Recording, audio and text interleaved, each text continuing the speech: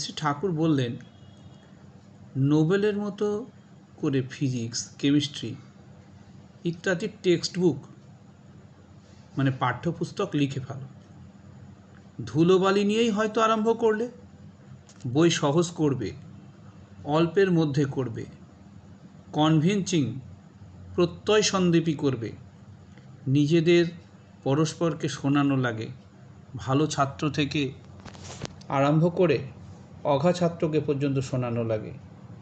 তার মাথায় যদি ধরে তবে বুঝবে ঠিক হয়েছে। শেখানোটা চলবে সহজ ও স্বাভাবিকভাবে, কোনো কৃত্রিম আড়ষ্টতা সৃষ্টি করে নয়। বাগানে যেয়ে ছেলেদের সঙ্গে কৃষিকাজ করছো আর তার সঙ্গে হয়তো গল্পচ্ছলে উড়িয়ে যাচ্ছ। কৃষিকে অবলম্বন করে ইতিহাস, ভূগোল, ফিজিক্স, কেমিস্ট্রি, বোটানি, অর্থনীতি ইত্যাদি সংশ্লিষ্ট কত কী সম্বন্ধে হয়তো গল্পের অবতারণা করছো ওদের মাথায় ধরে এমনতর রকমে। এমনি যদি করতে পারো, দেখতে পাবে জ্ঞান পিপাসা ছাত্রদের জীবনে কেমন নেশার মতো পেয়ে বসবে। শিক্ষকদের হওয়া লাগে ত্রিকালদর্শীর মতো, এক একটা ছাত্রকে ধাত বুঝে পোষণ দিয়ে চরম বিকাশের কৌঠায় পৌঁছে দিতে হবে।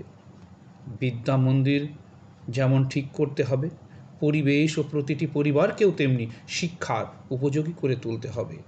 গল্পে, কথায়, কাজে, বাড়িতে, মাঠে, খেলায়, ধুলায়, হাসিতে, গানে, বাপ মার সংস্রবে, পারিপার্শ্বিকের কাছে সবভাবে তাদের শিক্ষার স্পর্শ দিতে হবে।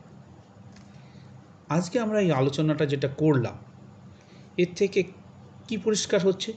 পরম প্রেমময় শ্রী শ্রী ঠাকুর অনুকূলচন্দ্রের যে শিক্ষা দর্শন, যেটা আমরা যারা শিক্ষার সঙ্গে জড়িত আছে শিক্ষকরা আমরা জানি যে বর্তমানে কিন্তু এই ধরনের শিক্ষা পদ্ধতির কথাই বলা হয়েছে। আমরা যে RTE অ্যাক্ট 2009, সেখানে যে পিকক মডেলের শিক্ষার কথা বলা হয়েছে, ঠিক এই ধরনের শিক্ষার কথাই বলা হয়েছে। আর এখন বর্তমান সিলেবাসটাও কিন্তু ওই ধরনের করা হয়েছে। তাহলে দেখুন, এই আমরা যার থেকে আলোচনা করলাম ওটা 1946 সালে লেখা আলোচনা প্রসঙ্গ, সেই গ্রন্থ থেকে লেখা হয়েছে, আমি লিখেছি আর কি, 7/4/1946। সেই সময়ে ঠাকুরের দূরদৃষ্টি নিয়ে ঠাকুর যে শিক্ষা দর্শনের কথা বলেছে, আজকে কিন্তু আমাদের ভারতবর্ষে সেই ধরনের শিক্ষায় প্রচলন করা হয়েছে। যদিও সেটা অন্যভাবে গবেষণা, বিদেশিদের শিক্ষা দেখে বা অন্যান্য যে শিক্ষা দর্শন আছে তার উপরে অনুসরণ করে করা হয়েছে, কিন্তু আমরা যারা ঠাকুরের এই গুণমুগ্ধ ভক্তরা আছি, ঠাকুরের অনুরাগীরা আছি, ঠাকুরের শিষ্যরা আছি, তারা কিন্তু সেইভাবে ঠাকুরের এই শিক্ষা দর্শনকে প্রচার করতে পারেনি। তার জন্যে আজকে দেখুন, শিক্ষা ঠিক চলছে সেইভাবেই, কিন্তু অন্য মোড়কে।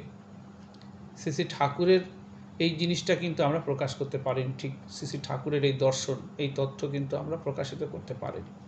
আজকে আমরা এখনও পারছি না যে শ্রী শ্রী ঠাকুর মানে আমরা ওই কতগুলো রিলিজিয়াস রিচুয়ালের কথা বলছি, কিন্তু তার যে দূরদৃষ্টি, সমাজ, শিক্ষা, সংস্কৃতি প্রত্যেকটা ক্ষেত্রে তার যে বাণী, তার যে দর্শন, সেটা আমরা প্রকাশিত করতে পারছি না।